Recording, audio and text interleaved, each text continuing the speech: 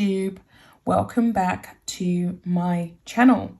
So there's been another blind leak, and there's been quite a few, strangely enough, now that Meghan and Harry have decided to allegedly go on this 5-month maternity leave since the birthing of their daughter. And could that be linked to their PR firm Sunshine Sachs? Could it be a new marketing ploy in order to ensure that we do not forget about the diminished, delusional, whining, moaning, crazy Sussexes as they take a break all the way in Montecito, California with little baby Lili? All of these blind leaks are suddenly appearing on Twitter. They're appearing on these dark web blogs, and I'm seeing this stuff and I'm just thinking to myself, this sounds completely crazy. This sounds absolutely insane. So as I've said, this is all alleged information. I don't know how true it is. Check your facts, read your own sources, but this is another one. I personally feel there's some truth to it, and they're now in Hollywood, okay? Meghan and Harry are in Hollywood, so anything is possible at this point. They are in the land of complete delusion and misguidance. I'm trying to come up with more adjectives. Allegedly, now Lili is coming up to a month old, and her features and her hair colour has become more and more apparent. We're still yet to see baby Lili. She hasn't made her official debut to the world. She hasn't graced the cover of a Hello magazine spread or an OK magazine spread or any of the other major publications, right? She hasn't hit Vogue as yet. We know that. Meghan didn't even want to put herself on the front cover of Vogue because, of course, why would she? She's so fabulous that she didn't even have to put herself on her own debuting cover of Vogue because she's just absolutely fantastic. That's by the by. So baby Lili is not even going to grace the covers of Vogue. And she hasn't been seen. Apparently, she's been shown on a WhatsApp call or a Zoom call to members of the royal family. Kate did admit during the Cornwall summit that she's yet to meet baby Lili, and she wishes her all the best and she can't wait to meet her. She can't wait to see her. And we know that there's a lot of bitterness on Meghan's side over Kate and what Kate is now achieving and the progress that she's made in her relationship since meeting Jill Biden and the Bidens, and the fantastic, lovely press that they had during the G7 summit in Cornwall.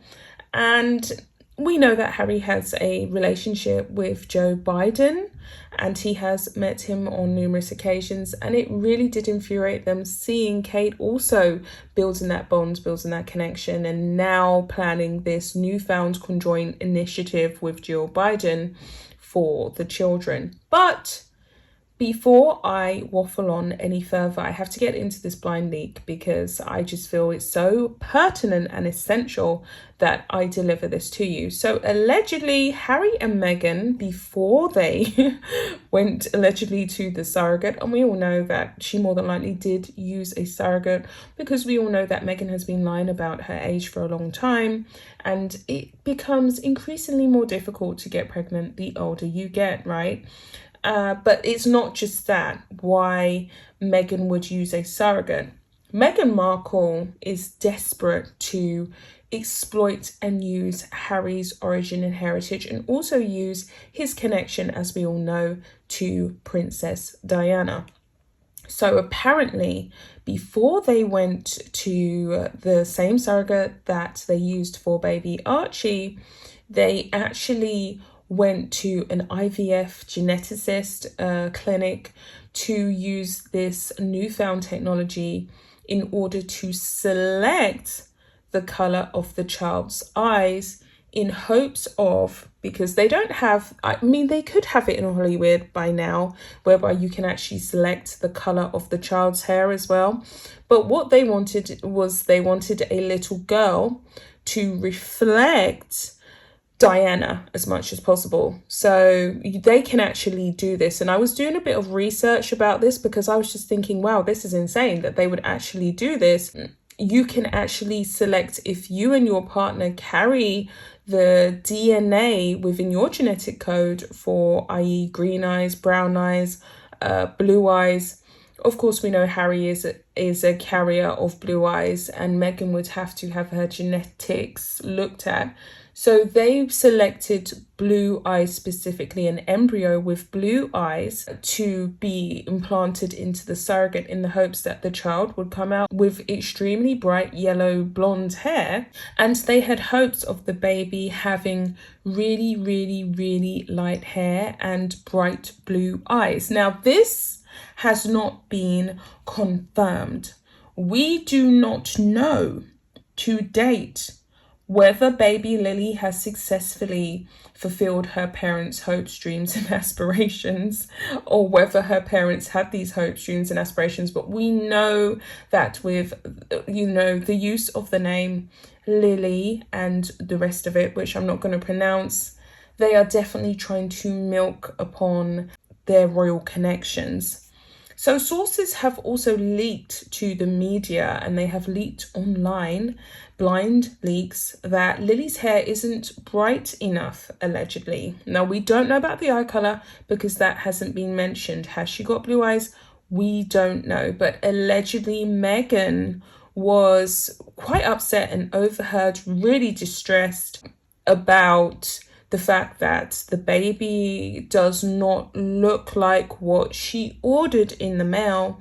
And allegedly there has been a lot of talks and frustrated conversations with the clinic, telling them that, she named her Lili for a reason, that they trademarked Lilibet, the domain name, way before they even announced the arrival of this child. So we're not even 110% sure of when this child graced the face of this earth, as they didn't want to really tell us exactly when baby Archie came into being, right? So we don't know exactly what day she was born. That's what I'm basically trying to say. So apparently her hair is not blonde enough, or may not even be blonde at all.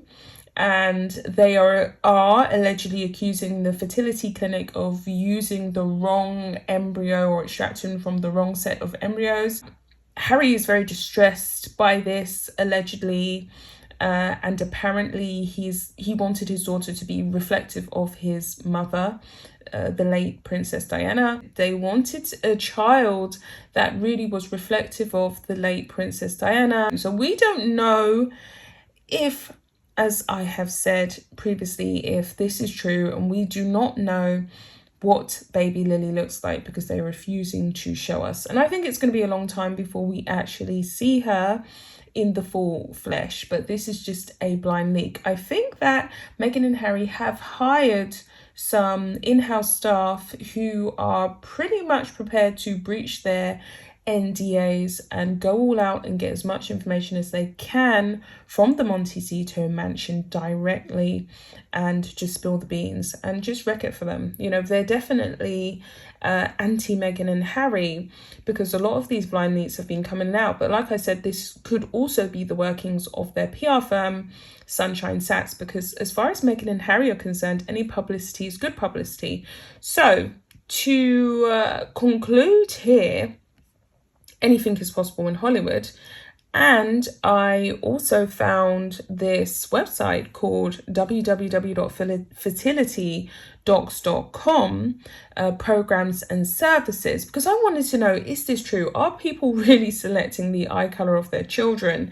And I extracted this passage here. Parents are increasingly taking advantage of the ever-expanding role of modern genetics in providing choices concerning the health, well-being, gender and characteristics of planned pregnancies and future children. The fertility institutes have remained the first and only genetics-based fertility program in the United States or anywhere worldwide able to offer high-level genetic screening of parents seeking to have a voice in determining the eye color of planned children. From our initial work in the field nearly 10 years ago, we have successfully refined our ability to study in great detail the eye color genetics of mum and dad and offer to parents carrying the genetic codes for a desired eye color the ability to greatly increase the likelihood of a new pregnancy carrying the genetic code for a chosen eye color. And that's where I'm going to stop. Don't you think that sounds wild? Like, children are children, and for me personally, I just feel as though the most important thing is that your child is healthy and your child is happy, right? And that's all you can ever really wish for as an expectant parent, in my personal humble opinion. But this is all alleged, guys. Is there truth to it? I do think there's a bit of truth to it. We know that Meghan and Harry are very big on perfection. We know that Harry is holding his father Charles to an extremely high, unobtainable standard that is just simply not realistic to obtain for most people. People are not perfect. Parents are not perfect. We are all flawed. And that's all I can really say on the matter. We are all flawed in our ways. We are human. That makes us human. Do I think that Meghan and Harry would place unreasonable expectations upon their last child, seeing as Harry's very big on this global warming initiative, and even though he jumps in private planes and flies around and, he uses guzzling cars to travel in between his appointments, do I believe that they would expect their child to be perfect in every way, shape and form? Yeah, there's a lot of validity to this allegation. And so therefore, yeah, I do think that there's some truth to it. I do think that there was gene selection going on. I do not believe it was an organic pregnancy. So with all that being said, guys, I will be back with another video. Bye, guys.